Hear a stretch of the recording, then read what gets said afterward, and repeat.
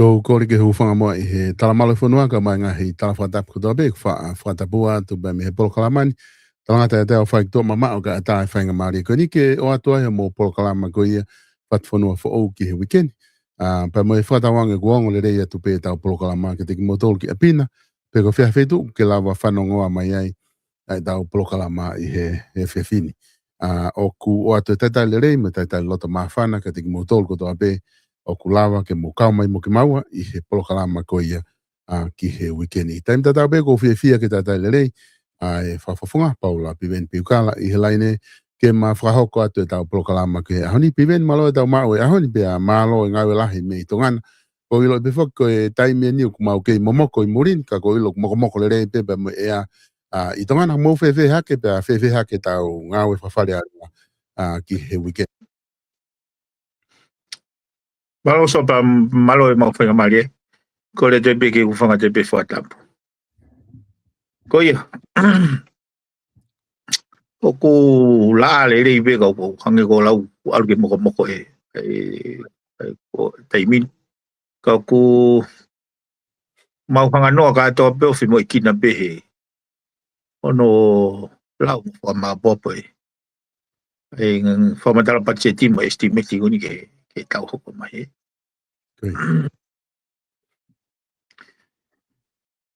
Ke tak mai pe solo e mea gogo e hau mi e whare ale amba ngai mea gogo e ke toa te kau toki i lawe atu ke panki hopo goni wo si mahino mai kata mata tawhi Ko tifo ko e mea mahu inga ia Piveni ku ke mea i bebe mo i kakai e whanua e tala noa ke tau patseti. Ko tui ko e lao ia mahu inga tala noa ia he whare area he tau kotoa pe. Pea ko ki mo tolu pe mo mao whainga maari ke mo huki whare area ko mo kau i hono area i ko ia o e lao mahu inga ko ni ki he paanga anga hono wharere ko ia e whanua mo e paanga ki whaia ke langa whanua ko e paanga ki whaia ke hono tokoni o e kakai pe mo e hafua pe hanga hi mea a paanga ke wahea ngau kau ngau whapuri anga ka toa ngahi mea ko ia o atu ia ai whainga maari e koe ka tiki mo tolu ke mo whai hono tala noa i whare are hanga koe na ta tala noa ke polo kalama ki mo atu koe patseti whoke tau ni koe patseti pea moe kaki paanga e tolu walu pointaha miliona whatatau ki he tau ko si koe wahiwa pointaha ai a koe mei koe wahe koe ku o mai ki ai paanga koe ni o ku wahe ia ki he tahawalu miliona ke tokoni ki he uhila taha miliona ki kau ngawe ki ngahi ngawe whawawe 5 miliona ki he wahenga kau ngawe whapure anga pe koe kola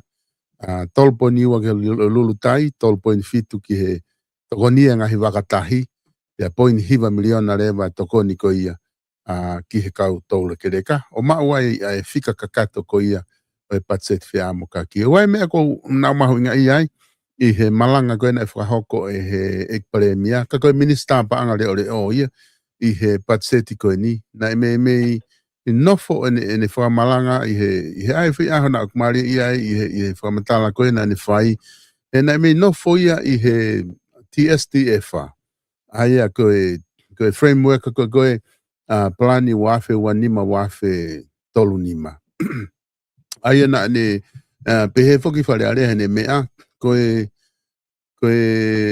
polokalama koe ni he no ulaki lele na me hange i ha whakatau mua whakalau maari e hoko atu ki ai TSTF hano ua na me mui atu pe ki whakakato ngahi mea koe na whakea tā noa ka i he TSTF koe ni hono tolu ai na e toki whai ia i he tau ko osi lo tonga e pureanga koe na moukau atu ki ai na e hoko ai TSTF koe ia na ne whamama whae le vai mahu inga ko ia ke whai hano liriu he kai ke lava whanua ia ke tau ke nofo ai peo whakawhalala o whia mau ia ke whai ke tau alata tolo mo atamai ke whai hano liriu e ngahi ngā ue me system i ko whai ake ngā ue me hafua e ngahi mea whapaanga he kai ke tau ke o atu ai pe o nofo ai pe he mea tatau hange na ne lava whoki ke tala noa ko ia fotu mai koe TSTF o ku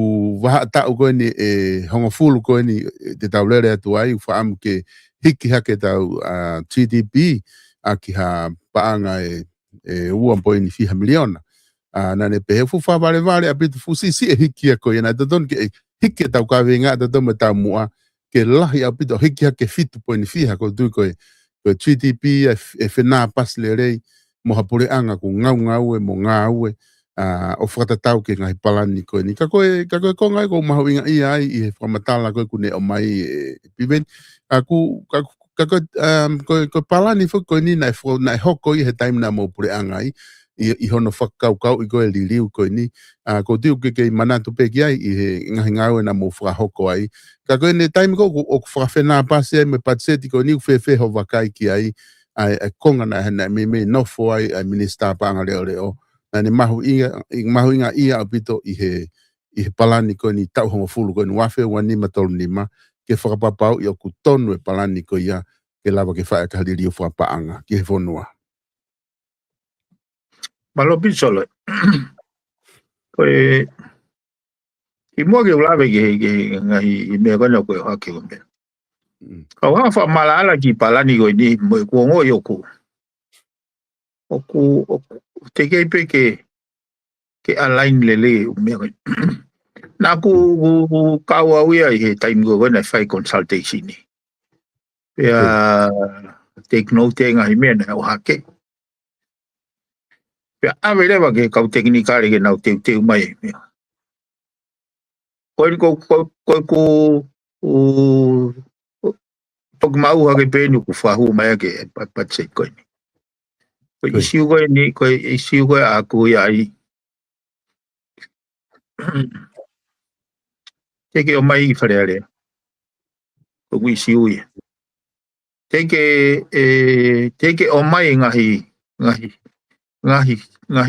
tau pēko ngahi whaipa. Ke fia ke palani koe ni. Mahalo koe mahino ka te au ia kau teknikare. Mahalo moi kau tau nā. Ka wai ngahi mea mahu inga whau hange koe tau whaunga. Hange koe tau whaunga. Hei kai ke tau tolo tā noa palani whakaekonomika. Te gai ke tau hanga whakakau i ai tau whaunga whakapolitikare e whakaheka i e whailang whaekonomika koe ia. Te gai ke reconsider whai tai tahani mai koe ni koe tau whanonga mai i he palani koe ni. Ai ke au o te ke maupopo e palani a koe ni ke whaeka a whatutu. Nai ton ke raka o mai ia ke tālanga i whakataha ia i moi ngahi whakakaukau whakapolitikare. I hene mama mai au. Ka pā te mo whakau gen. A au ngai naulanga ai fuwhare mei te ki. Ake fulau miliona. Pea tuku ai tai hufi. O ngā koe ha. Ai whi paki ngai mawhai whakapolitikare. Koe uhinga koe poini o wai matawai pa koe mena ureise au ye. I whare area. Ke tukuange talanoa ke talanoa i. Ko mamani e solo koe patseti au rako mai ia. O mai ia skulta naisi mai ia ngai private sector kau economist. Kau etu akademika. E toki o mai ki whare area tok whakaosi ai. O ene au kupange whakafufui po. Asi hake bea he ki whai aho be fiha. Kai whakavawe, kai whai motari, kai whai mohoko atu. That is a flaws in the system. E au o mahu inga ia peau. Mana tui koe anga e tau ngā aue mo e tau whanonga ke tau whakatokanga mea mo continuously improvement. Ke improve mea tau ngā aue ke taimini ke lelea ke kahau. Koe whai mea tāna anga whatonga he ngahi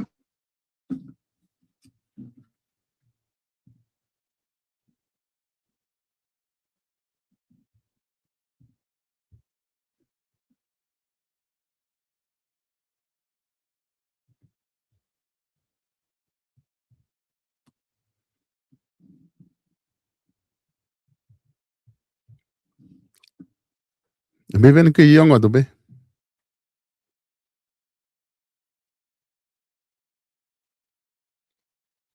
o kuna utala no na dorhe fe mari uri at ai ea solo te ke whanonga o ke na utala no mai fe mari uri wat e kapineti fe mari uri ake mawhai e ko fe mari uri waki o ko more lahi taha e whanua mo whakatahi e taha e whanua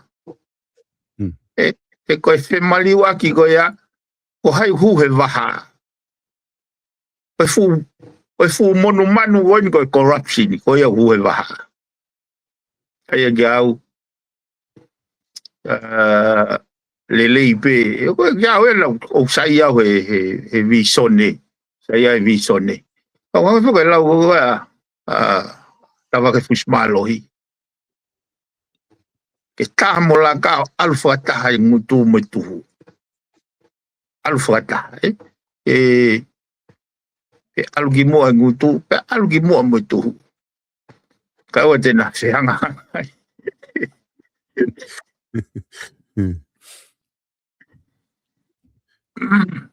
Kakone tu ko e piveni ai TSTF ha ta tala na o mahino ka hinga ke o mai o ku tau mahu inga ia ko taha ia poini na o mai ko he TSTF he whamalanga ko na mai he pare mia ki whare area ulu aki whamalohia iwi matu e kina whanua pe me mateu ke whili waki ea hoko hifo ai ki lalo ko kai ai ha tokanga ia ki he ngahi mea whakapolitika re ko kau pe ai hango lele yang e pure rei maluanga whanua me pure tau ataina ka kuhange ko whamatala foke o mai ko ki tala noa ia inga hi whaunga me palopare ma he tautou pedili waki kabineti me tautou o atu ko e vote of no confidence me umea ko ia ke lava whakatoka le rei ki he palani ko ni ka ko whehui whak he ko mea ko ni na e whai ai ngahi whakataha ko ni na e whai he tau ko o si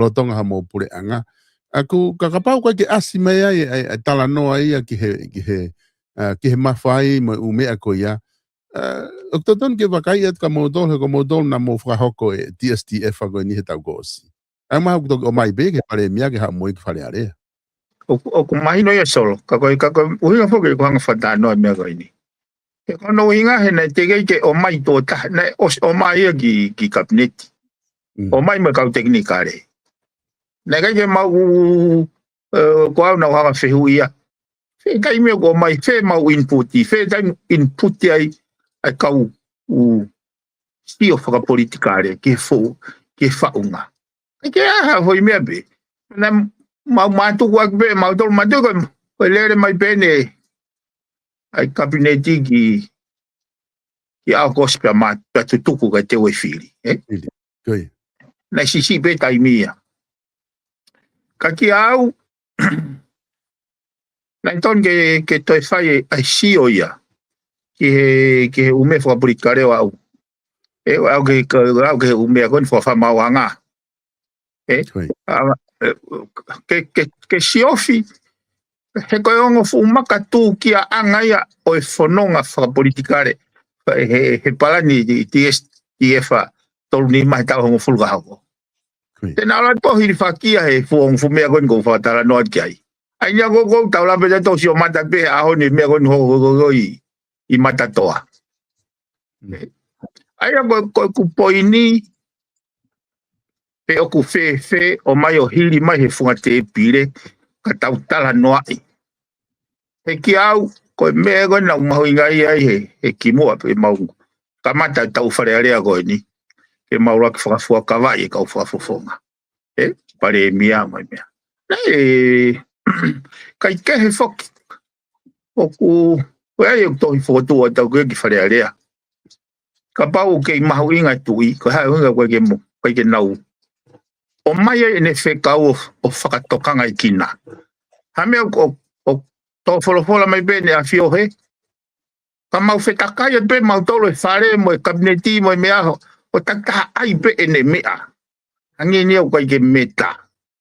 Ai tō wholofola mai mo e mea ho haa mai kene a whio. Ko kuinga he koe halanga palopare mai ia. Ka koe ke utui kia he koe mea bene na tau si oi he. Ngai ka umai koe ni. o se make a statement mo position me nga kai ko ataka ye ni ko fe ma ke tu pa ke fa na o tu pe mo ko o tu pe mo to la ta fonua fe ma he kakai e fonua atakai e tu pa ke currency e malu mo tawa tai na ka ai no fa na mo na fa mo puna e ne pe he oku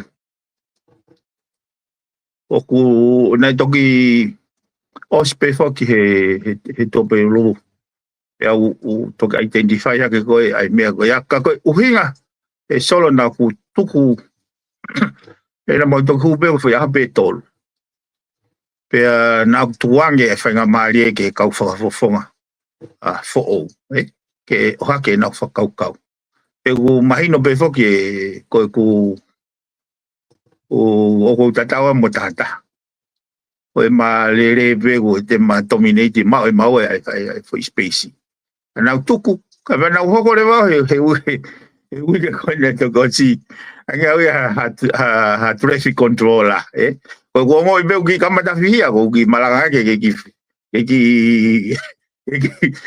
believe traffic ka flow it is asini ka te ke malanga he patseti mana tu solo ko maulaki ko malanga fa muy pe malanga ai paremia pure le rei mo fai totonu ko mau fanta ha ko mai ben he o se maina o sa no arina fai mau o ti se mai me maina ne ono ke mau malanga i patseti pero me ko si ai mau inga pito ai visone o mai mau inga pito ka kuika ke puna e vision e solo o mauinga ke toi folahi mai mo strategy taha me mauinga taha me ko palani ka au solo he kanga fau kau ke ilo ko ho alu ki fe pau ke roki ilo ko fe tu ku ke ai ke hanga ko ni ko tangu ko ni ka pa de ke mai ko fe alu ki fe e pia te fe alu ki malai wa puna e tipeni me feitu ko iai ke ulava fa matala iai pe te wa fe ki malai wa puna o kai tatau e foi strategy ko ka pau ke ai feitu ke iai ka pau ko tangu to ni anana e ke he ku mape ke wa ki malai wa puna mo tangu to ko ka no bolu Koi. ai ko poini pe heni ke ile feitu ke alu ki ai mo fonga ke ga ga pa ke ba ki le feitu o ke ai o fe pra ko mai nga fa matala atita nga hivi when you reporti o la ki seti mai ko tangu to anga ia pra fa matala i mai ko tau tu ko tau tau pere oko ko me be to e ai ko tau tu ko tau tange vai ko me pe to e ai ko me nga o tau mau ko me pe ku ai pe to ki makatonga re ho pe mai te wa ha te ta miliona ke breakfast ta val miliona ke huila o to ki makatonga he feitu ke ai e ta fo ki po va me fe ke ilo fe ko ha la ho me do don ke mo asima he palani he kapau te tau oversight monitor mo o evaluate tau fononga ku pau ke ai foi baseline go ya ke tau tu e ape te wa ke tau tana ke be miliona me e a o me ai feitu tau ilo go hai tau me au mau ko hai tau fie mau ko hai tau me e fai fata tau ge ai go na gula kama tabe go ama te avi pa nau fa matala ma e nau vi so ne mo nau fa amu e tuha ta ma te afi hasini tuha ta ma te afi homa tuha ta ma te afi ife ko ne o go ko pe si yo ba me ko ngau ma go o ki fare ma nge au pe anga fe ha mo hanga ma lai ai e kai valu ake ki propula ko e kai fa Ai ko kuhinga tu ke nau whakafuafua, e nau tala noa mo nau palani ke mea humau. And make it work. Ta taipe ne si ana. Make it work. Ho whinga ke whaalute, ai fu eka e walu. Ta o sia ba utu mai ka au ka ia tahe kai. Whakapua ka pete nau kai ki mala koe ube. Ko kuhinga ia koe tala noa. Ta ko tuange pe whainga maari e pare mea. E hala ia pe ngari kovia. Ko malanga whakamui pe ko kuhanga o pou mo fotu e pare mea. Malanga hoko pe ko pe atu. Tuhifo pe ko e pare mea. Hala upitoia. Ko hinga he pange au ke whanongo. Kai talanga ia nge. He ko kia awe au ko tunga ko takai au ni ko ka palpare mai pare mea. Kakapau ke loto ke hoko ko hataki. Koe ngai whehu ia. Koe ngai whehu ia ke rak whehu. E koe se koe whainga tae ni koe kisio koe ke katoa pe umea. Ka pau te aluatu ki he potunga awe. Hange ko whatata kon ke warat ke potunga polisi. And there is nobody home. Ka ia hata ia he. Ila taimo mai e pepa ke saine ke tō mai he waka sapate. Te usaini au ia. Because nobody home. Ka wera ka bau hataha he. Tene whehu ie palpat. Mo whakarei o mo ngā oe. Eh? Koi. Aia ka, koe mea kai nā kuongoi. Hei kuongoi koe he anga whatalanga koe tipeiti. O kulohi aki he kau ngā oe. Ai pare mea. Ka kutu kau pe mene kau minister. Hangi koe ni te wape whatata koe. Koe na ki waki I ki haka mo tō tapongo fulu he. I siu koe ni e more he uhila. Koe ne foi tifeni koe ako ngoi o kala ni tu. Oku vave, ai o fu vave, e ne tari ai whare o hake me he uhila. Me kau ngau e uhila. Tegi ne lau e ripote ati tawhi kau haku me uhila. Ai ako kuhinga pehe. Mone lau koe ali kua niu koe ki Singapore. Ke hoko ko hataki o Singapore. Ke fau mai o ke whaamu ke hoko. You must have this iron in you. Pau ke mau e koe fufoi mama mo loto lahi ke whai ha mea. O hange ko ne tala noa ki he uniformu. E kai te ke lava ko uniform ka pau o kutataki ho whakakaukau me whare I o kohake. Me wheitu ko guai paloparema. O kuingene tanoa e solo.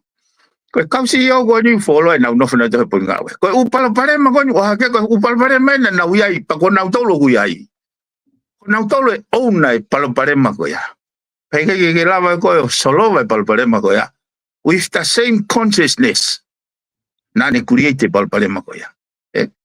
Ai ko kuhinga o kai ke fe mau ha takia ha paremia mo minista au alatu ke toki relay o whakaongo ke o hake information me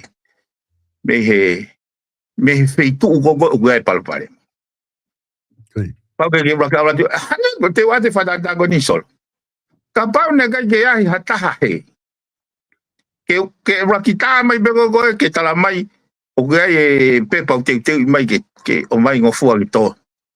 Os process e whakaukau koe wheitu ke rakamata mai ai hono activate foi process ko ni ko whare mahaki. He ko whare mahaki wai e pensi ni ko whare mahaki wai emergency ke nau raki tai mai ai whawhangu. Ka koe ne tai mai poko whawhangu ngau e u wheitu ko toa.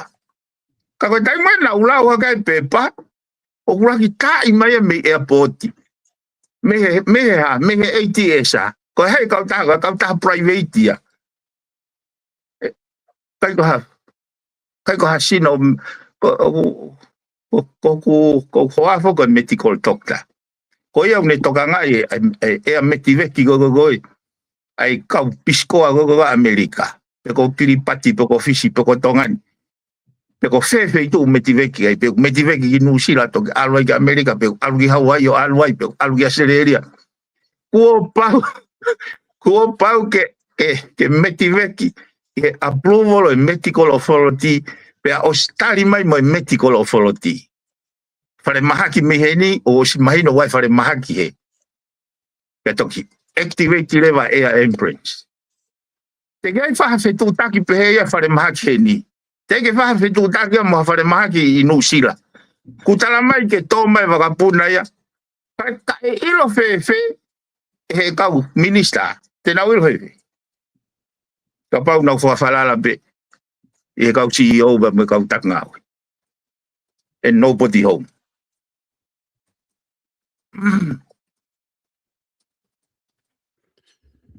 Mahina e whakaukau koni e piveni kuihanga o mai.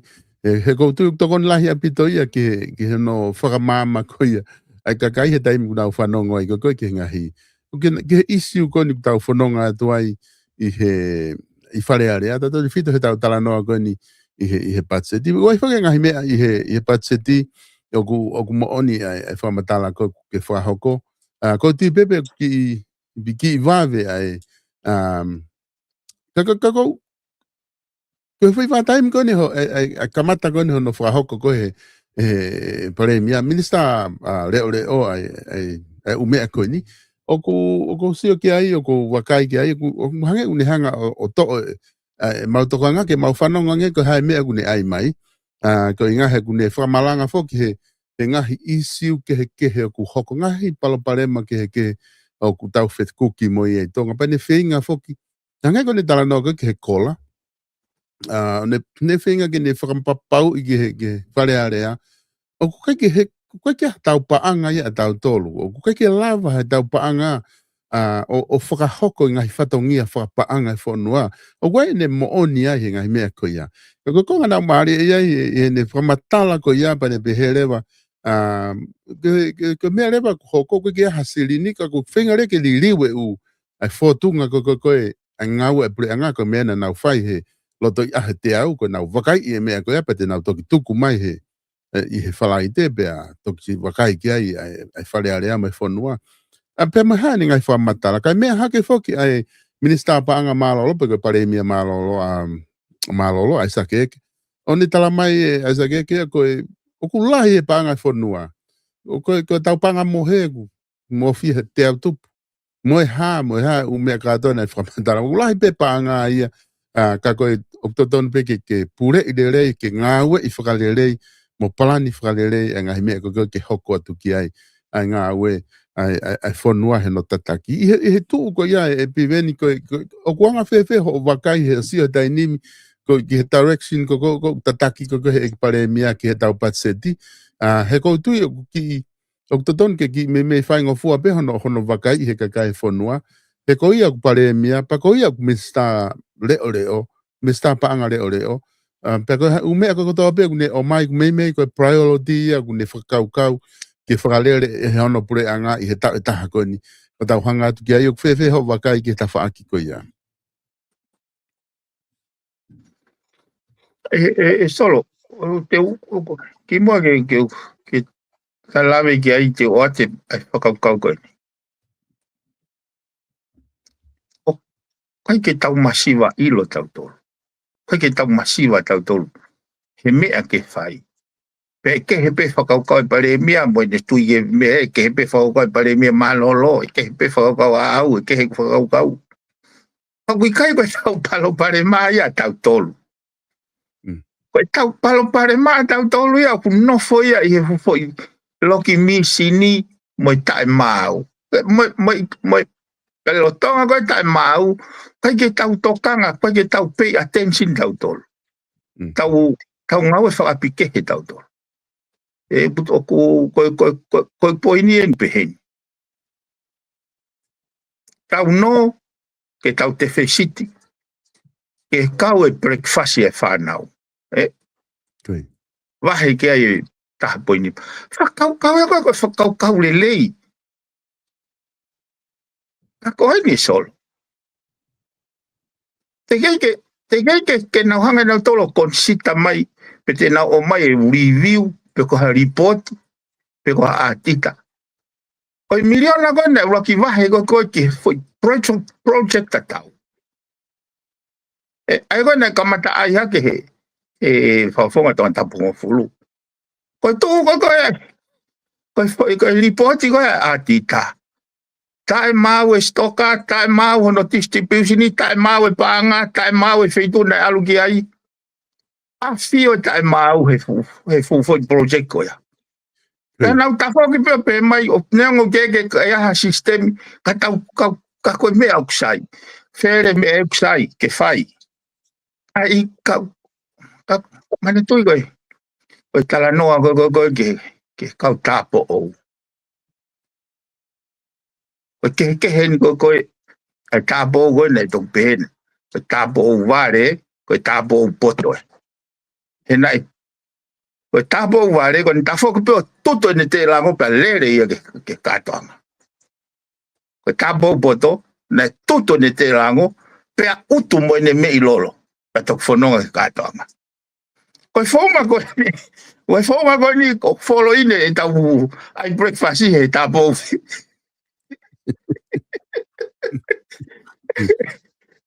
ko poi so ta ya ko ka me ta he bueno na kai ai ko winga ko ai area ke alfa mo ni ma he ko ni o so no malanga mai TSTF tolu ni ma e foto o tu leva pare mi malolo tu si mai ngai foi ngako ya koi fasisi ngako koi o mai ai ke mi koi sai fasisi no tu si mai foi ngako koi o ai he fasisi no nane to mai o no po no miliona ke tamde ya ai foi tolu ko tari ko na amana ki go ke o mai me pare mia ke tau ngutu mo tu ko TSTF o hune o mai e priority go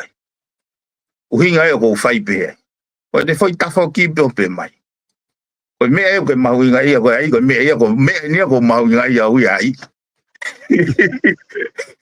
au go tu sia te go miliona ka ko me e go mo e ka u ki au ko me go na pe e solo ta ko feliu ri wa ke ea o we kai ko isi uya ko feliu ri wa ke pare mia paka ka pe mai ko me ani o mai he mape fola we ta o hongo fulu o uhinga ye ko ga foto si o ta ku ke he pe ta utala no da do he ke pe me ko imprimeni ak pe o ke faka ka le vai te wa te faka ta go ni so o ka ja ka renti o se mai na ta va lu ke pare mia ko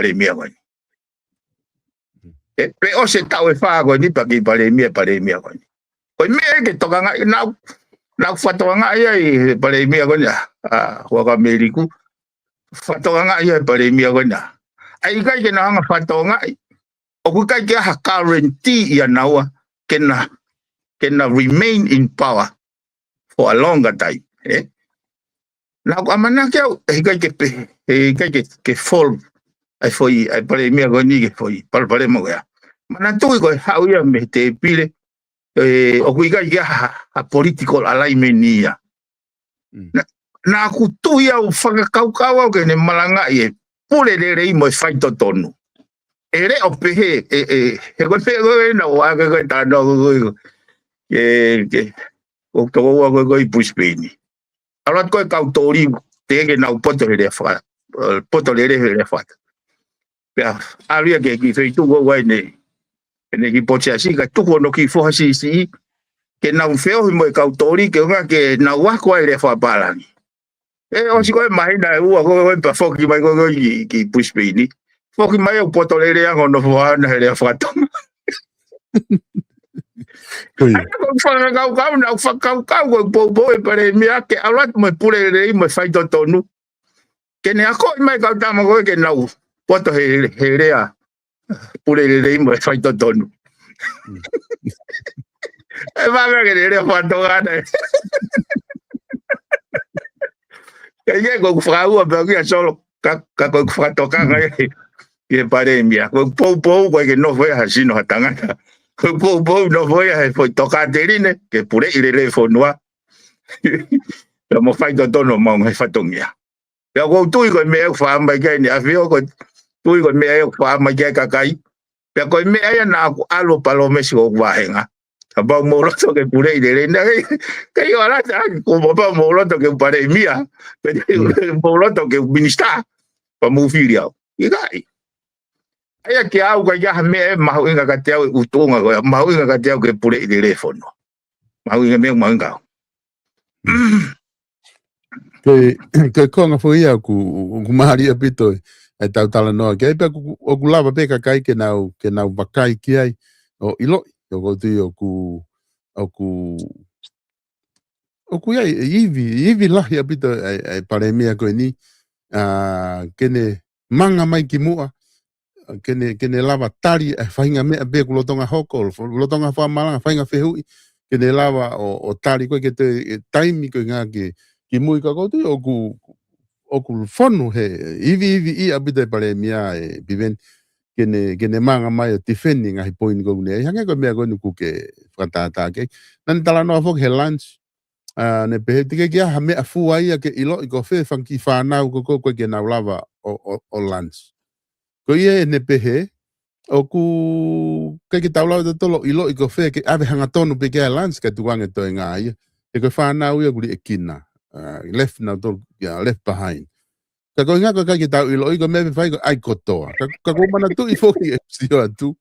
Na ia ai ka minista ia I kabineti lolotonga. Na nau ka veinga ai no malanga ai lunch. Pena nau fra hoko lunch. Peko nga go tu o ai pe influence e nau loto kabineti ke take pare mia ke te fai lunch. Peko tifeni o mai. Ko nga peko kaki ha me afua ke komi ke ma ki fika totonu ko ni. Ko mebe fai ko tau ai katoa.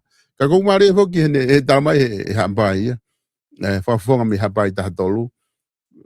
Te mo lunch me mo doi tonga tapu. Ma udori ko pe awang ha me pala pe ma abere me me de pe awang ha me ia ki ke faki tungu a mo faki o motu ko ya.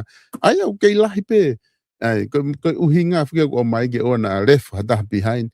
Ka ko sen ko dala mai he ka fa fonga he nga fitu ko ke lef penadoria mu o ku likeli ekina penadoria hanga fe paki ma pe o me ka ko tu ma ka ko na tula pe e politika re piveni fale area ko pau ke takita malanga I pe me ko ba ko te ki fe hala ki pe fe pak mai o hinga ka we me solo da o ko wako o mari e li ko niu o liko niu na hu mai he pate mo kalati.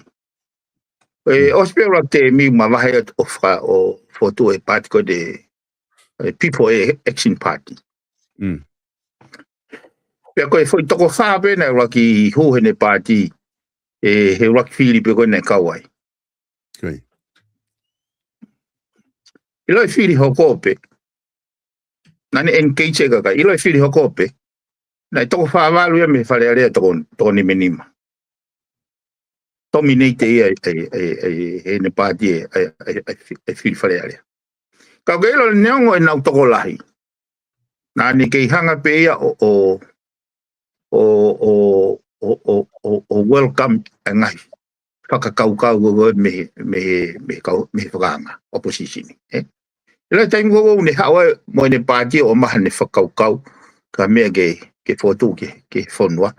Ila o atu go neongo nau toko sika o atu uhinga le gai me hanga e to whakaukau. Na o ko whaka amua ke lava he pare mia go nio. O tene tifeni e a mea go ai go nau kore ke o tene tifeni. A mea.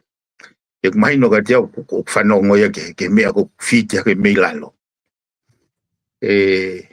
Kani hanga tānaki, whaka maapopo. He ko whaka osinga aho ko ia peo kua whangatuku. Aia ke au inso whasolo. E mea ko tau peo ne rea aki o ko tui kia. Ka ko kuhinga koe kulau, o kai ko mea ko tau peo whakahoko o ko tui kia. Te pakpaki mea kure aki, mea ko une hanga o tau ka vei. E ko taha mea e nau hanga whatonga he TF tolu nima. Liriwe ai foi rea gon ko government priority areas. Na nau liriwe ki strategic focus area. Kia au mahu inga language. He tene mōru te whakaukau. O kui kai ke uhinga I tau alu kai ko ngā pe ko liriu pe pure anga pe government priority. Strategically, ko tau tivai se tau hala whanonga o base me whaitu tau iai. O kai ko te whaka amu pe ko te. Ka wange fo ko kulau solo. Na o silawe pe au mea ko niki mua. Ko no ko te tefe siti ka te hanga I have pula. Ko tefe siti ke breakfast. Pea kai ke tau ki tānoa whaka pretikare ange. O ke pehe I apilau tohi rei mātua. O pehe kua o amire whiha o ke pehe kai ke. Meni toko lahi ange kau kai bongbongi. Pe toko si pe kau kai bongbongi. Sai. Koin. So ko men ko whatanoa ke mea ko mechanisms. Ko ui ko kai ke hawhunga pure anga. Pea whawhanga ka atoa pe. Ta koe ko ki pesete pe wanoa o ki whanau goni ne kai ke nau kai bongbongi. Ka tahanga to o Hawaii resource ko pesete te au. Mau ai pe mo pesete e walu noa. He ka wati whakau ko ki off the ko wata ki whakau goni. Fe ka pau ko tohi tariu I ko ai whai ako pure. Pe ko whai ako whakalasi. O kunau lava pe o identify ai whanau. Pe ko mea nuko ai, ko ki vausia. Ki vausia, o ange ke tamsiko ia, ko ene breakfast ia. Toki aluia moia ki whare koloa, whahinga mea pe, krei mea me pot ngau e ako office ako koi office. He whare koloa. Ko foi mechanism ia. Sio ke ene mao popo. Ko ia ki vausia nai o mai, pea ngahi re vai he ne whae ai ki mea ko ia. Ai ki mea ko ia. Ke aua more taime whae ako no tere re si mo la vea nau tohu ke foi sioka. O kuhinga lere ko te hitano ko nipo. Kahinga mea, kai ke ngata, he lere mo ene ki mama, wai mo ne me ilolo. Sio ke foi Tracy ko alo e vausia mo alo e krei me whare koloa ke whare panga. Ko me ilolo ia. Ko osi ko kai breakfast. Fai ngofua no o mai report ki whare area. Ko e ola lere I eni. Ke koe te ngā au e whai mechanism e koe a ka pau e kai ke tau peheke ke nima miliona. I ngā whakena ke osi wahe mai e taha po ni nima miliona. O se ni te taulu noa breakfast he pongpongi. Ala te whare koroa koe ke hamea taulu noa ai. Mako ki masi pe ia na whepa alu ia a koe whitapaka hene ke sisi. Iko ke hamea e au ke pae wahe pe he piven. Tako anga ke hiki ke nima miliona. Ko sabe a ko PTA mo ngai pia ko lau to ko tonga tafito. Raki aho fega ka le ka ha mo paulu. Ai nau ki we pick ai mo nau me wa ka. Aho ko fega. Te fega ma da ke ha mo wa ka. Ko we pick me ku ma.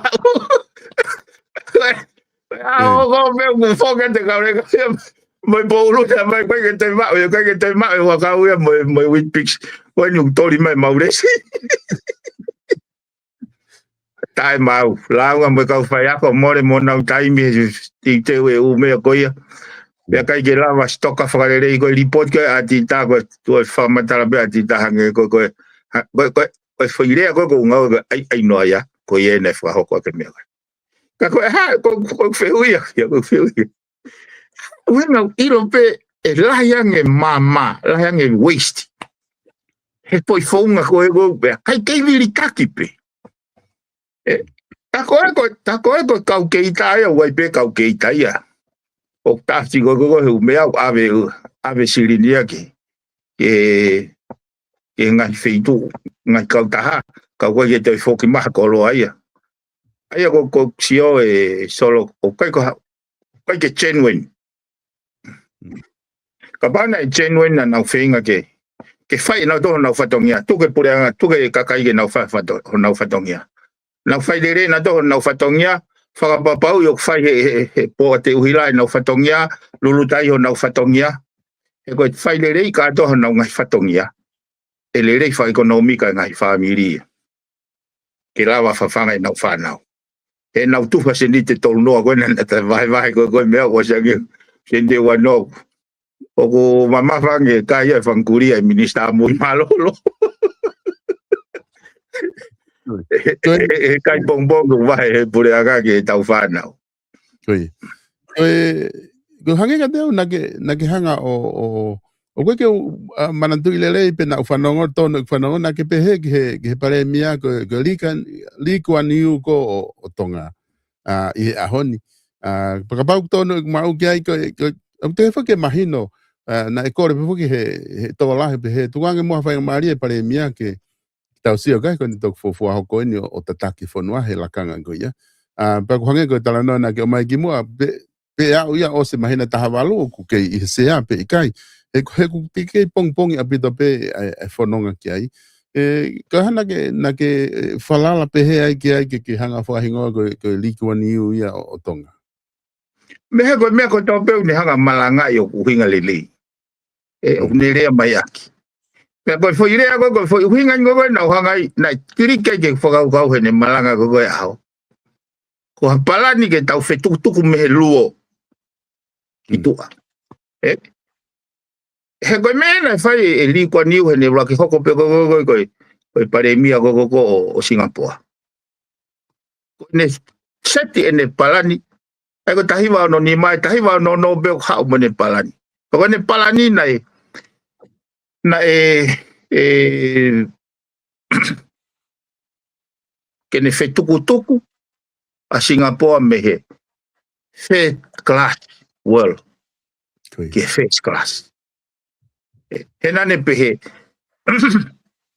o kumahu inga ke fetuku mo whakakaukau ai kakai o Singapore me he first class mindset ke first class mindset he anga fe ha tau fetuku a whakata ekonomika ki tau tol ke first class world kai first class pe ai whakaukau ai goe na uhinga goe na ne hanga rewa o langa ngai high rise building pe ai rewa taha Singapore ko to pe ke ne ouna ki freti pe tuku rewa na tol me nofo squata taimi go ni go Singapore me pese te fit no ka kaina nofo squata pe nofo squata for community pe na public toilet pe e na ga ya toilet for yapia kana ne hanga fetukutuku na ne hanga ai ne palani fetukutuku raki na ne o mai pure le ke pesia ene ai go anti corrupt na a very strict na ne hanga o farele e va henga ka minister me ka nga fa pureanga ke o te now corrupt pa ne hanga rewa o tau e traksio ko Singapore e taimi go ni ma o pe ki kalame fangeau less than half a kilo. Ka mau koe. Ta tau be po tourist pe ko haka. Foreigner pe ko local. Tau dia mati. Ko taimi ko na hanga he western media whakanga ai he ne. Hangi o ku whakatiki tato. Kana nau pureanga whili nau tol. Ko pehe ko mea. E anga whewhe ke whakatiki tato. Ka pau ko mendate ni o mahi kakai. He ko ne mendate na alua brak malanga je kakai. Ko mende u fai, ko mende u whakahoko. Pa ne hangare vai o ai for saving. Pese te wano e wahe ko toa pea o e kau. Tene to oia ke hange kon ko mea kon retirement fund ni. O langa ake ngai fufoi building ko ni. Pea ai taha Singapore ko toa pe. Ke re ai ke ne own ene fret. E koe taimwhoko ni na wā lau huet kau. Pa pehe li kua niu. E anga whewhe ke hau e kau masiwa o mate he tau, ka wai aha nau apia nau tolu. Only to protect ai koloa e tu maari. Ko hinga na ni hanga yo ai foi nga scheme beheni. Ai ki au na kusio ke mea tala noa mai ai. Ai pare mia o ku whaka ofa I au he ni whakau mone. Ka koe foi taulunga o whatonga koe tama koe foi laku haka mai ne kau tama koe. Koe mea koe nau whatonga koe kei ki I wawea ke ore a whakatonga e rea whapana ke koe whakahua kia e o se mea koe moni o ku hanga mai e pao de tari pe ia. E wange koe kawe koe ki mua te na ka programa. Koe toko taha pe nia na I whare area me te pire hoi ki na ulawa o tala noa e wavelength tatau o visions. O ilo pe ko ngā ko ne fōu kau hange wila I lewa he ka koe fu kai ne nga kwa tonga koe fu a takai koe fu kau ka kai o ko wa manaki de rei be auia ka ko ku ho fa ta na nai ka ja ka rentia so therefore the ton ki furi hiange koe foi kamata he nai kamata koe ai mau o se malanga pare mia palere ai pare mia malolo na muy o hinga lele ne bet tu si mai foi con nga ko ya goe me a goe ta bunya ta ke foi no goe o se one kat pe mai ma au ya o no au be ne pe ne ngo hiki ka ne franga hiki lolo ka ko ne pe hiki lolo la hanga revenue ta na ki to mai ki ko ngai goe ai pe kai ragi o ka fo minister TP ma mo bia hange ke ai ke faton hia ai ko hike lolo ia ka ko issue fo ke ne o atu go he pare me ma lolo ko ni issue ne go hiki ko lolo ko hike mo revenue tanaki e ko pangai te au ko to pe ho utu he pausa o to ai e puranga pangai wa val e ko hinga pe ne fo matala ai ko pangai wangia ba ba le wa hiki le wa ko pangai wangia ko fo wa val e wa ni ma no ia la yange ko ni mama fange la yange panga ai ule tano mai hoki ko hange ko koloa ko panga te au ko to pe ko fa tau fa koloa to ai puranga panga ta anima baka pau mama fa foi ka tau pe ko kilo sipina panga te au ba hiki panga wangia ko panga wangia wa to ai puranga panga to no ai ne pe ko ni mama fange ko la yange panga tanaki te na la ki fa si o to mai foi fa fo ki mai pai panga e tani ma te fa fo mai ki he ke tokoni ke o te tau te fesiti ku kai ke ha me ia ke tau bege ke o mai foi te fesiti go o hange go ko bea ai age ha apatoa ha fa mapulu pe go ha ke tau o ngaka ka no manuai ke ne hanga o fa si e tau impoti pe fra ngawe e ka kai pe vilo economica o que tau whakatau pulu ki ai ki nusila ka tau whakatau pulu lo kolo pe ka vilo economica whakalo kolo o tokoni ki hono whakakaki ai mea ko hinga e ne apio mo tala usai whakakotomika ka wange tau exchange rate ha tau whakatau pina di ono whakahoa ke ngai ponoa muri ai ko tau tureiti mona tolo kai ke ka uhinga fokia ko fata no ko me ko no usai ai ke ne ki take pe exit nga fo o te nga ma ke fa nga tu fu ko ne fa mai ka tam ko pura fa fisi ka tu wang ke flow e fa kau ai uraki kai ke o mai patseti ki mu ke tala no ke ka kai mo stakeholder ua si tai mu o mai ke tala no e fa le area ai ko inia pena jo toni ke raki o mai palani ia ai TSTF wano tolima ke talanga ia he foi platform goni o ka politikare ke fekta ini he o sange mea he ko hinga ia ko o ko si o ula he corruption ni ko nga ko family uri waki talu me he wanoa ta ongo pulu. Fulahi whai ma riuriu aki. Pea kamata lewa ke alu e whakakaukau e kau ngā we ke he takahauku pēne whonu. Pa koe ki hanga whahalaki. He koe fu atakai veu tau hanga whanaui. Piveni koutu mahalo koe. Unga koe ta taimi te tate hoko atu pe he tau patseti he koe nau kei lere pe homo tālanga ai he patseti i he ngahi polokalama ka hoko mai. Ka koutu kou loto mo ki afe mai ki he hopo. Ko ngā ku ke taki i talanoa mo ki he hopo. Ko ngā ku nai mahino mai foki. Ai hopo ko ia ai minister Savea pa mo fonua. Ka koe ki mua koe ai e piveni ko manatu i hafo he kam ai ke whamatala atu ke ui hono ene potu ngā ue minister Savea mo fonua. Ka ko fulo loa foki. Ka ko manatu i hafo mo tālanga koi whare area.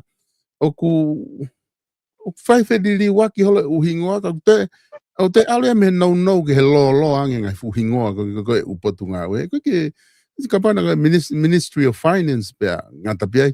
O te ki antai pe umea ka ko lere ngai ministry o lo ai piveni koe. O kua whainga uhinga whakakore ki he ngai puri anga muri ke nau tokoni. Ange ko ni ka pate tau kore atu me he ministry koe. Ko pau ke whakakau e hingoa ia kia ko ngai tena pe mai. Oku mou whai e whatongia koe. Ia oku mau ai ia ka lawa ke kore ha tau tokoni mo mea. Kua whainga uhinga pe he poka. Poka uhinga pe ia ke diriwe hingoa ka ngā ke puri anga ini kuna hingoa pe he ai. Ne hau pe puri anga hoko pa na whakafoke na dol ka hingoa ke. Uhingoa ko ia oku diriu ki ai. He koe ngahi lao ku whahuma ki whare area ku whia mau ke diriwe ngahi hingoa ko na potunga awe. O ia. Ke afo koe palpare system first. Whaka structure. Ai koe uhinga koe nau whakatata mai koe ai koe mo ui. Ke nanga whatoka ngai, o koe functions, o koe he malu e pot ngā ue. Ai koe department, koe department innovate sini, koe department komesi, department reipa, department consumer. I he malu, o pot ngā ue, o economica mo se whakatau aki, trade and economic development. Ai koe kuhinga pehe. Hei kai he koe hinga whakahingoa ke aha foi hingoa pe taha ke ne hanga identifier ke foi functionality ka atoa koe. Kako hinga poke ai hake ke nau whakakaukau. Paka pau koe uhinga e solo i he hange koe dimension koe na. Paka taimia ko pehe ai ko hafu foi potu ngā ue ka kato pe e taha. Kako taim ko allocate ai minister. Pea minister ki he potu ngā ue koe, toi minister pe ki he potu ngā ue koe, he una tatau pe, kako pau koe whakafi. Pea koe mea ngoi koe hoko, sio ke he tau pe ke Ministry of Maytech. O kui ai information ni pa mai communication ni ai.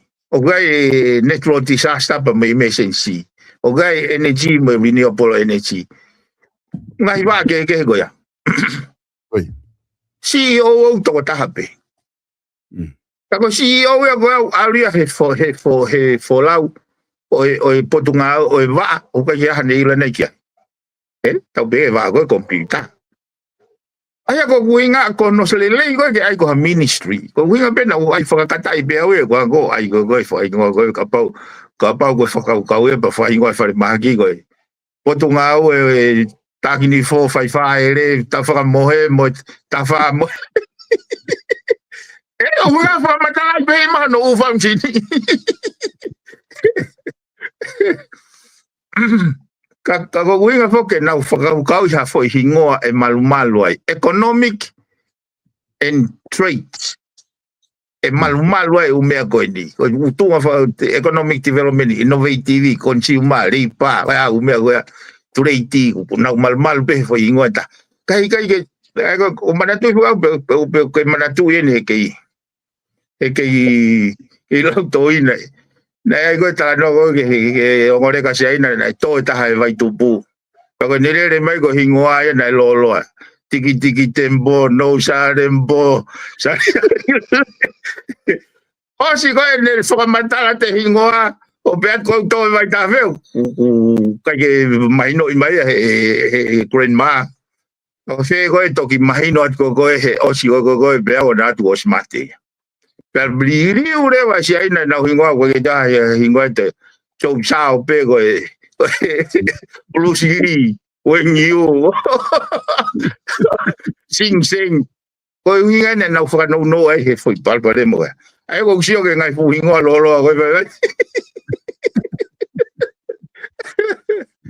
Ai au. Ka koia. Ko winga fo ke ko winga pe au ya ke hanga ignite a dimension e whakaukau. Tuku koe haupe koe hape mea ko pe mai mea koe te lawa. Okay, kawaya ha Ministry of Communication and Information. Ke heia foi ministry ke heia. Wa no CEO na mo ne kau ngā au e. Okay. Ministry of Nature and Natural Disaster. In emergency. Nature and emergency. Ai ku kawai pe natural disaster. Foi ministry ke heia. Ai ko energy and renewable energy. Foi ministry ke heia. Paka time pe ko na upe ai ko ke. Kai ke tola he ka minister ko wat pe minister ko ne to nga e foi ministry tol ko. O ka CEO ke ai pe mai ai review my advice specific pe CEO ne ilo area o ku ai. Ka o fu CEO pe ta pa toki. Pe to ne me na hai ko rapa stem ga do pe me pa ko me ko na palpare mai. Ai ga oversight ta. Biven ko hopo ko e wa taha na tatala no before ke da polo kalama hange pe ku na asia e hopo pe he pare mia malolo to po hiba te to pe na ia pe ia he fa mawanga na imagino pe ia he ta he time na fa hopo ko ni he ku tui go ha me na hoko ku tu info ke fa mawanga ki halai ko tui mahalo ko hopo ko ni na kisai me fa na ngawe ki te vitala mau tatala no fo he puluon no ko lavu pa ko mahalo na pe na pulu fa pe ni pe pulu tol nga hala te hala ka tau e foi ta o tau foi ta ko ya o tu ne fra mau ke halaia to se ko ya o e wa ta ka ku fe ho makai ke hopo ko ni Oia na ke alu ke e launch ko tau te au ko e pare mia mo ni kabineti ane FIA na pa ni ma o e fa fu mai foi tu ni ko e so ke ku mau ngai ke ilo ko ha winga fa mau ka ju te alu ke ki ko te ilo ko ni e o no fa la we na ku la we na fi ilo pe ko ha foi faka tupu le fonua ne hoko ai mea ko ni o whahalai. Ka kuai pe mea maari e wai mea maari e tutoni ko ni solo pe e toi maari anga ne alu ke wha mautangi. E kono inga he ne o sai case law e ne o sai tutoni wha mautangi a heni. Kai o mai he wha mau e foi tutoni wha mautangi a Cook Island. E ko uraki ko ne ignore ai foi tutun fo mautangi he case pe tatau moheni tongani ua hanga ia o Consita ko ha village he te constituency o ku amount beia ki identify group of voters foi whakatone a maari ia therefore e nega ke tari he fo mautangi go he hopo go pohiwa ko langa ko wafu go afa ko fo matala go ai hopo go ya na pehe uluaki na mau he pare mia lao aki ende hanga o fekaui ai portofolo ke na ulanga I wafu go afa ko ya mafai e lao portofolo ke na ufai ka go influencia rakia ua ko na hanga ai ki foi me hui ko smart small island wharf development ki foi project ki ko ya ai go na kawa no muka ko wiha mo a ano mo febo o waka mo ko ai pe foi project ke ko ya ke whakavaanga i hono langa ko wafu ko i awha ke turi ke whai ki mua ke whai ki mua he whiri so katoa u kovi ko katoa u mau lao mo kovi pena e whaka taimi ke whiu tutuni pe ke pai pasi pe na tore taimi ke whiu mau e lao ko i mesensi ka nau ngā ua pe na tore fu taimi i ke whiu ko ni ko uhinga pe ko turi ke whiri pe a ko ke hono hu whiu ke ko patok whai e whiri o ke ta pane whakao ko rewa ko ngā ua e ma mo tolu ai ko ke village o afa mo manatu ya ho whiri ai ko mea ka to ko mea ka to ko ne ke whai e taniera but even ka pau na whai ka to e taniera ko ne mau lao ko whehui ko na whehui he ka wha mau tangi neongo ka to e mea ko ni ko whehui a state amount to bribery kana whangarewa bribery not in your definition, in my definition, because anybody definition, bribery according to definition e foi lao kupua taha lao fili.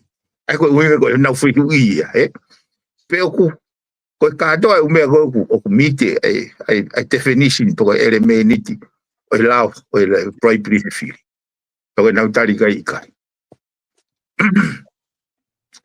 Ai ko na o se formata it would be upset ke tahanga o famoa e taha ko bribe ya ne hanga para o Mexico mo fili o ke fare ale ke tu hi foi tax te hanga o hike totongi ai ka vai ai una be kai ko ha bribe ya ko ai ku na fe maure ke na hanga fa vai ke na wa ore va pe ko ha tokoni ke ne improve ai public benefit because voters in general look for big voters o kwa ke amal mo ke pipe kana ko vare ko lau hi ko me no ne fa fi ya go ne ta e fa mau go ni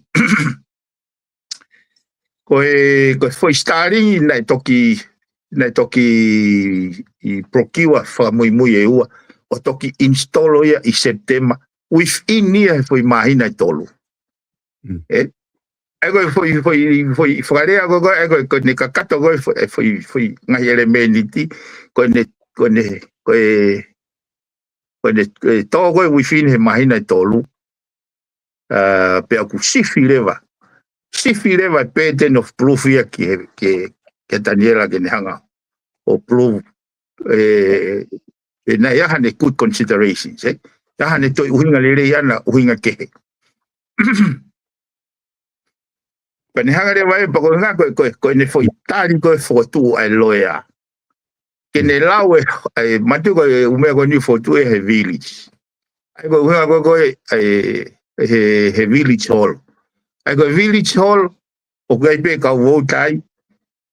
Ka wai mo ka kai ko ge votai ya. Ai ko ta wa ta fa gilalo te ano votes. Ko na o cheski ai. Wai be mo ka visitors. Wai be ka ayo ko definition go he hopo go po hivate a general public ko me ke public benefit ka hanga he fa mawe ko ni tali foi definition for all ko village ko identifier group of voters mare ko foi me a be so foi me be e mare he alu ke fa mawe Kako meno o ki strange kau i he tutuni.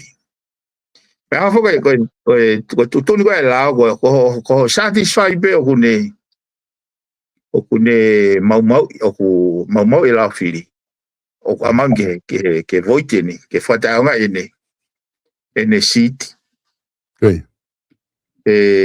ko pau ke notify e se fare area immediately ego foi ilea go fourth week immediately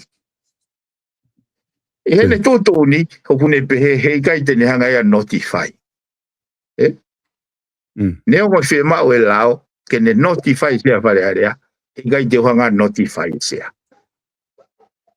kai oreva ko determine hatangi bebe but hanga ya stay ene toto ni ai te ke tohi ki fare area ke ansiti kai le ke ha tu ngai ai ke resign bene ke ayo ko foi mali e ko ilo o kuneo ipe ke tu ke ka fa mau tangi e kono moni solo ko natura o ataka yo fare hopo mal no ben ke ka ulo ya o ne fai tu ton be fa mau tangi ki ha ngai fehu I fa lao e tu o ngai voi la hange be ha foi lao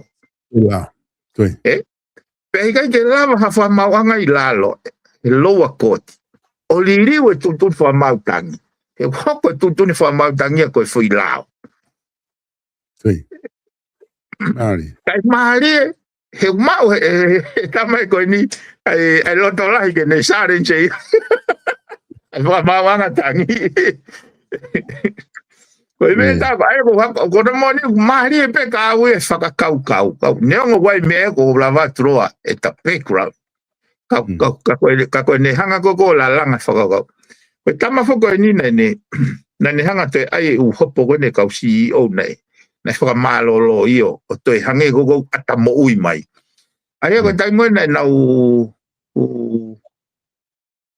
na tu ni hopo ne pe wai pe to nu e ka CEO ke o ange he ka ta hai tari ne ngo to he kontureki ita pati ta be o fai ne lava terminate kontureki without reason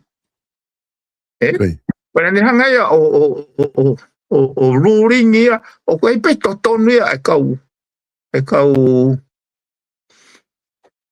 ka CEO ke na hanga o fehu ia ke o ange ai uhinga ai reason ai uhinga na fa malo lo ia gina tol sai pane ota le vai ai pureanga ke na o ange reason ke pe tangi pureanga te ke hoko te hopo ia tangi na tole o ke to nu ke o ange reasons he ko me wa se kontureki pana ruling le vai fa mau tangi pe o tonu pureanga ia express te me kontureki me o ke lau pa ke saini ai ko me pure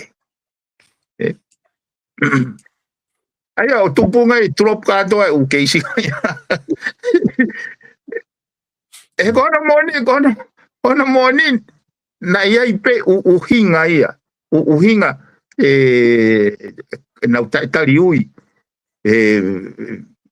misuse of power ai pe unga u hinga ia na u hinga ai na kai ke pe ia ke pe ka na ngawe pe go nga mana ngawe ke pe po ate mo mea o fai ngo fuanga pa tuanga ke alu ngata he ke si go nei ai ko foi ke so go foi CEO fa muy ia na tu ko kitua na tu ni ke suspend kai ke ko tai mo na o mai la nga I mai misuse of power na ku hanga lewa o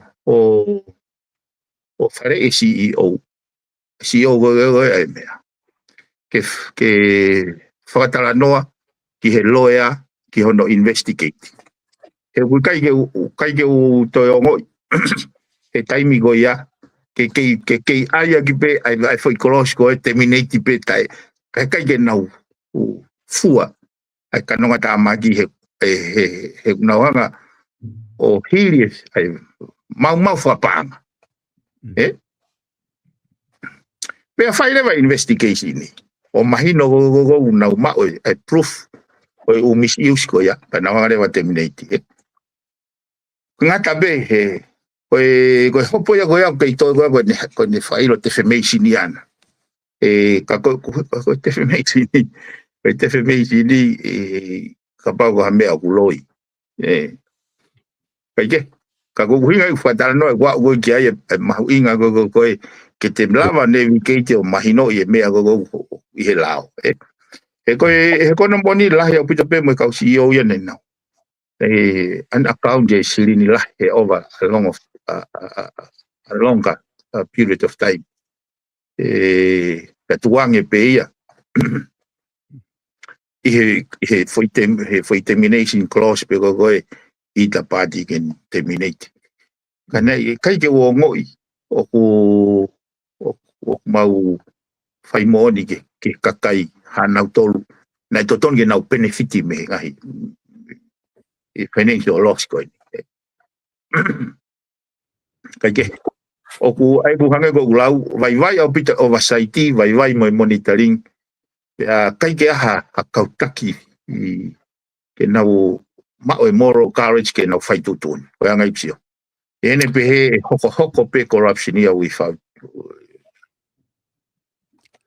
Oku ongo mai foki pea moe gai na fai fehu i he press conference ki he ngai business ka pure anga ke CEO ke o fehu yo pe he pe ku pe ko mo oni na ia e kau poate na mo whamalolo i he tau kosi ko nau o si area pure anga ia ke totongi nau tolu i tua se tolo i tua pa na itali ai mea ia ku confidential o whamatala ka kin lava ia o maha whamatala ka koku mau foki ai na ta polo kalamana ka koku fi eke atu na ke na ha mau ke na ke ia ha hopo pe he pe ka toki area ia ki mui ai se tolo ia ko ni ki mui ia i pure anga fo go ni are ki mui ka nau eke ke pare mea mahale mau tala no ai te mau tala no ke uka o ka nau fu whanonga ke ono eke ka koe isiu fogene ku maari ka ko fio no fifiri pe ko hai o hinga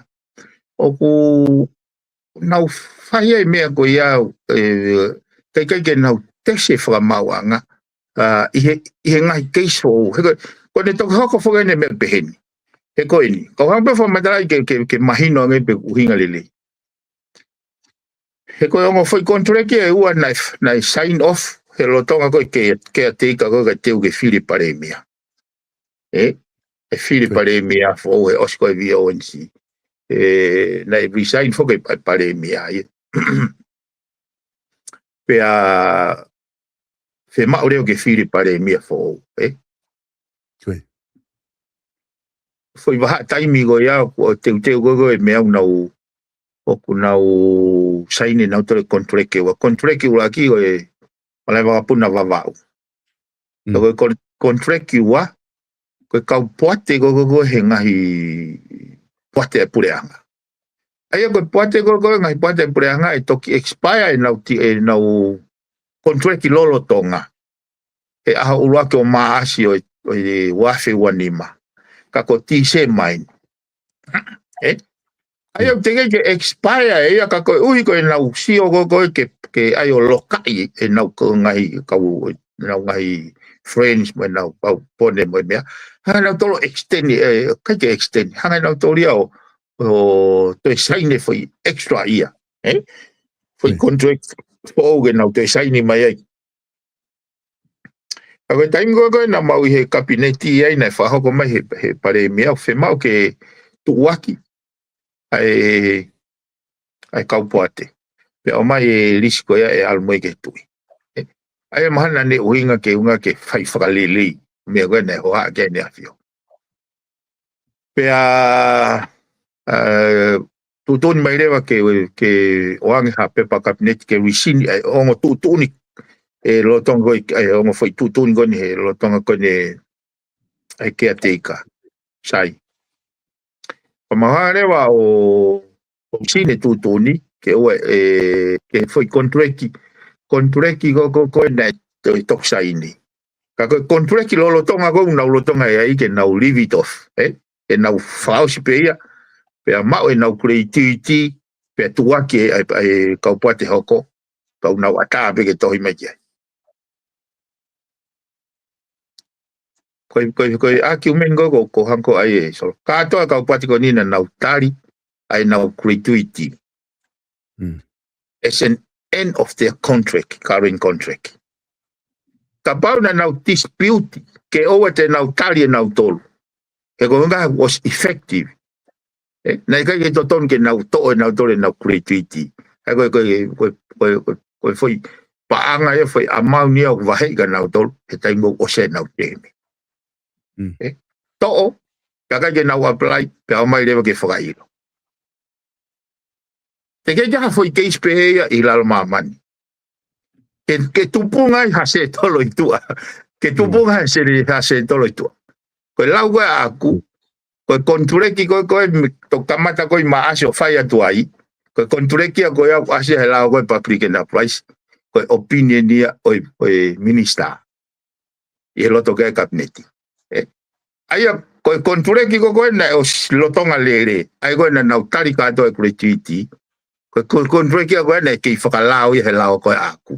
Ena sa ine ki mo dege. Foi kontureki ko e. Aya ene upset tai huinga unreasonable. Aya ki aure waya. La ku tai mo na mai ko o se na to ho na umea pa how ai fai lo wa pa ta wa fare hop. O vare ho na o ke ko mea una wa he pena solitua. Kai te ke ne mo foi se tolo ko ai be ko sipoti tra mai fa mau ko ya na ma to fa lao o vale be hua to ka ta ko vai na tolito que algo fa ilo mai ko me ko be o fe mau ke fai he pare me ko ni ngawe o kai ya me ko confidential hono pe ke ko vai pa nga tu hawe fonwa son kai te hala malunga he lao con istutone fonwan ku valuai o supreme law ko con istutone Porque kupne matolo ko ni stutone o ne pe mai ku pau ke hanga he minister panga o faka matala I mai ka to panga na ne tana ke tau fa panga ku osi mo panga na ne hanga fa moreki ayo uhinga ko panga na ne totongi ke ka puate to ke na ne totongi ke sipoti ke tasa nokwa Kua tu uni ia he koni stutone ke ne disclose mai e fare area. Ka ja me ka pau ka ja me e ko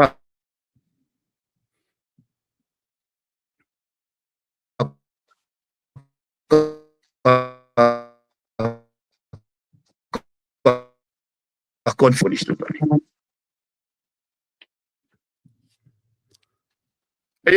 Kaya ke ne pe he o te maulongo a ma tole me ko ni. Te kono hinga he ko ne le ke isko ni. So ke me ko ne ton ke no o na to hopo me ko ne roto mo me ko ne ton ke no ke na wilo be no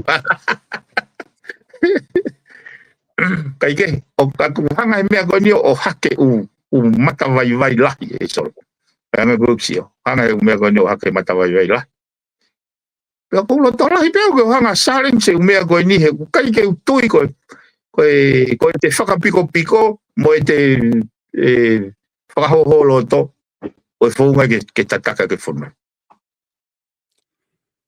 Koe poini whaki o ku tuku mai mau pia ke whonua he kautaki.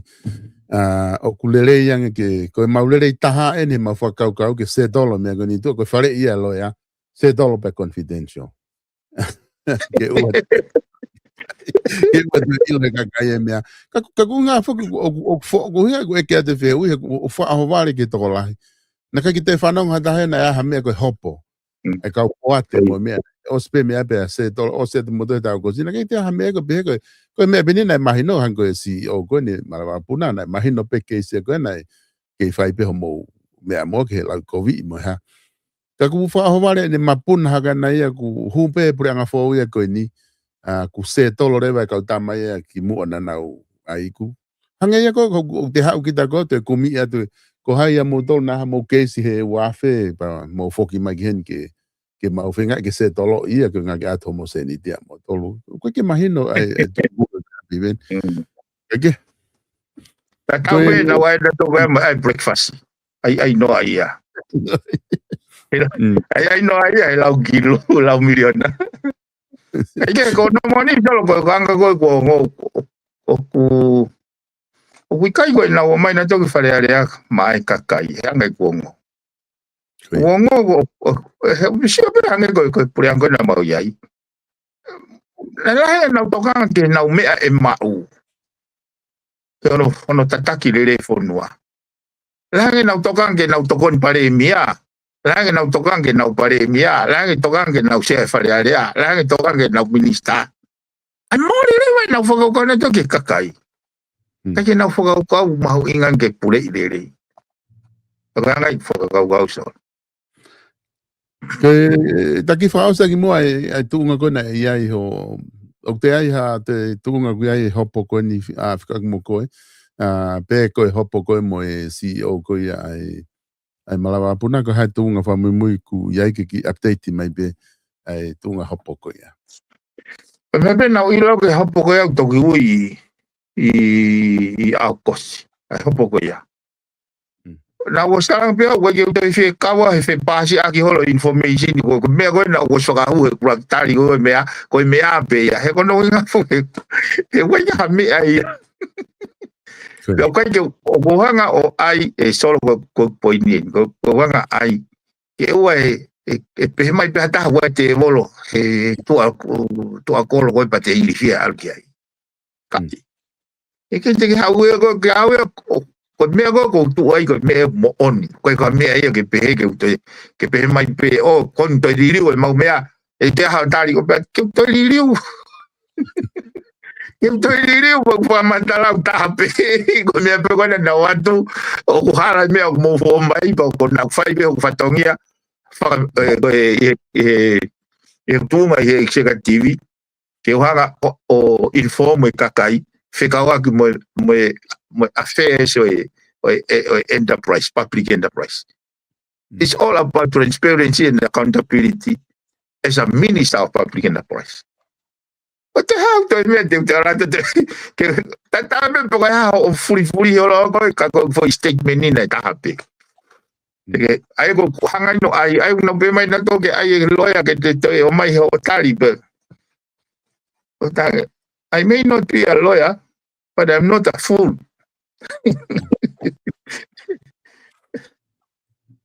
I know what I'm doing.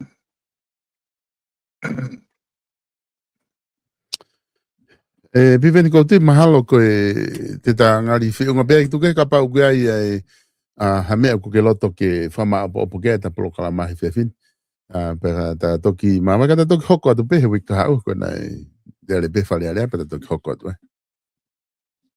Io solo. Ma whiunga bea ka ta toki lere atu he o mea goni o pachetiba mo whamadara atita. Whamapope whamadara atita mo whamadara panga. E wika hau. O roto peke o hake o mea goi whare alea pau toki wahe ati wai ni ki te maalalang. Koe taha pe whoki e whakaukau e solo. Koe whonua e ta take pe mama. O e taki aki o e whakamalohi. E ko manatu i lewe i pe e taingone malanga i koe e pare mia. E whiri pare mia. Ki mua koe pa tok huma po polokalama ai hiki sifi e ku pou kia whawhanua na e mahino e rangi maari e whahaia ka wisio ke mahu inga koe o i tau mai e whakaukau e tara noa e whamate e pire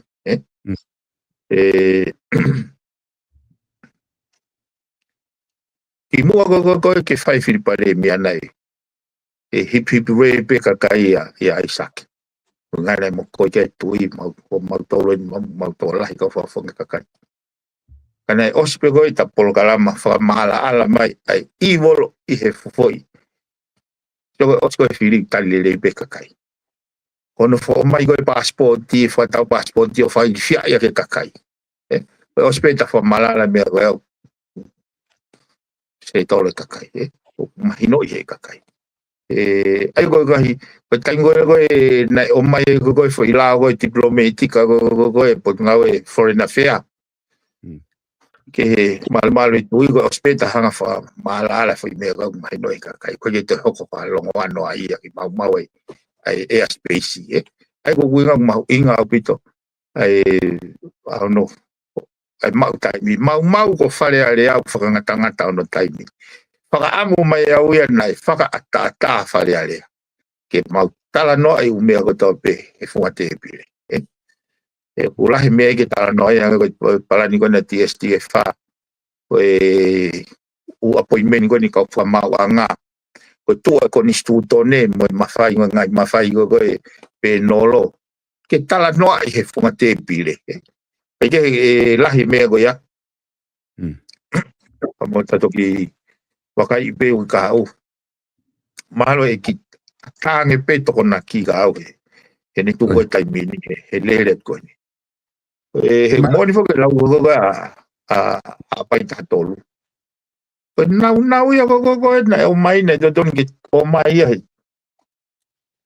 Mai na ya fitu. Ya pa mea pa vai ki tala no he foi mai na fitu. O dia ko fu nau ke tala no ai be ki foi ho be fa. Oye, kau mau whenga hoke.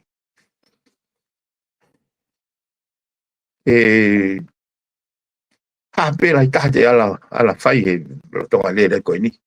Kau mahino pe kau e anga mahini mo he malu aki pe, he maa aki.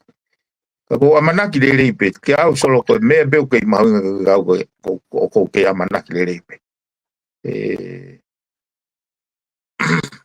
Kau koko kau mahino kau ai angi me ne afio. Ka koe mea ia koe au whakaitani te o universal e kusio ai mahu inga ke pure i lele hono whakalere whanua. Koe ko hau ia me hata. Ka koe ko ha mea ia hata. Ka koe foi mea whaka universal o ia. Whakamamalahi. Whakaotua. Ai halu ko ia hone kakato ia. Alaini be mei. Me tau pota hao a rifai e ngai galaxy ma ngai energy ma ngai mensini. Piveni, whamalo atu he lawa e polokalama. Ko tui koe maha koe pe isi o e ua. Ta toki wakai kia hui kahau. Koe ni ihi unau o mai ka kuteki e fu maulere kia koe isi koe mea tau na i wafu. Pama isi o e taha koe hatu unga kuia hono whakailo koe talaketi. Whikaake mo polokalama ko ia i komisona whiri. Mahai toki lawa maa whainga maria ki he ta polokalama hoko. Ka ku whamaloa te he lawa ko ia e polokalama e whewhini. Tala monua te pe. O whatu piveni ta toki sihe wika hau he whewhtoko naki. Malo sol o whatu. Whamaloa te kainga i he lawa ko ia tau polokalama ko ia. Ahoni FATUFONUA whao o se tau taimi me lawa ne hoa ua. Tau polokalama he whewhini. Ku mahu inga pe ko inga ke lava o whainga he whamama ko ni. Mo lava o atu pe me PAULA PIVENI PIUKALA. Tonga whitu. Ai ngahi tālanga whamama ko ni. Ke ngahi isiu ko ni o ku whaikia e hoha mo whaihano whehu ia. I he tuunga whaporikari ko tau iaipa ku whaipe whamalo lahi ke teia. Ke ngā kone kei mau taimi lava o whahoko tau polokalama. Ke lava o atu ngai whamama ko ia pe me teia. Pamalo atu ka tiki mou tolu ko toa pe, mou kau mai he tau polokalama, lava ke mou mamata e tau polokalama, mou wahewahe atu meni ihi te ke nau kau mai o mamata ai, e ko tui ka pau o ki mou tolu, mou mui au pito he polokalama he taimi ko toa pe, o ku uhinga maari e ke tiki mou tolu e ngahi whamama ko ia ku whai, ko ngahi ku o siai pe ngahi mea ni, na e o si whai pe hono ki lave ke mo tā siri ati mo, pea kone a o mai koe ki he taimi koe ni, toa ki whakaloloto atu ngahi isiwe ni o te mahino le leiangi. Hange koe isiwe ua koe nuku mo o mai, te whahawa kai kia ke toki maa whainga maari e poka mahoko, alawa ke toki whakau ki ai, ke lawa ke o maha ne wakai. Mea i pea moha isiwe ke he pe tau whito, ke tau patseti ko ia i wharearea.